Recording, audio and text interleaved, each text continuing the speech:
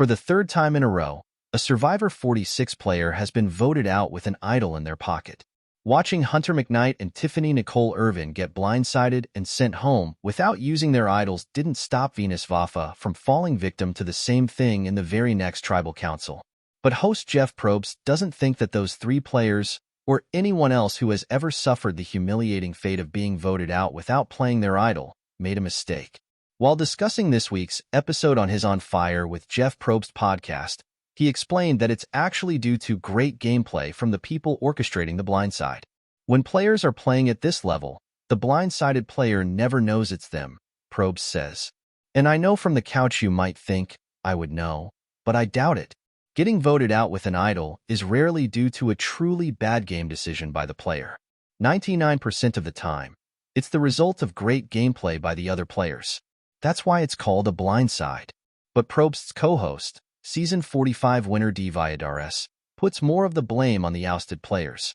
Ultimately, it was a mistake, she says. A mistake equals a wrong judgment, right? They misjudged the accuracy of the information that they knew before Tribal, and I'm willing to bet that each one of them thought so hard about whether or not to play their idols, and unfortunately not playing it resulted in Jeff snuffing their torch. That's a regret that's probably going to last with them even after the game. So it was a mistake, really, because ultimately it led them out of the game. Probst immediately counters that he doesn't think it's a mistake, because that kind of judgment only comes with hindsight. And I know that I've never played, so I am ripe for criticism to even have a thought on this, the host admits. I get that, but I do have the viewer's seat, and what I see is, I'm thinking of Hunter, when Tribal got crazy and he looked at Kinsey and said, I just don't want to be played. And Kinsey said, no, you're not. In that moment, he doesn't know if Kinsey's telling him the truth but nobody else is, or if everybody else is telling him the truth but Kinsey's lying, so he has to make a decision. It's hard to judge it as a mistake rather than great gameplay by everybody else, which is why you thought you were safe when you weren't. Probst goes on to explain why he doesn't believe that getting voted out with an idol in your pocket makes you a bad Survivor player.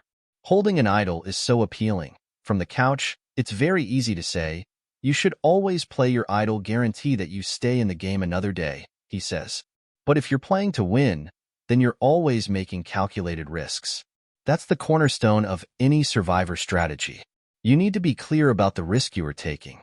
Sometimes you get lucky, your instincts were right, everything works out, but more often you're going to make a mistake and it will hurt your game in some way. Hopefully not in a fatal way.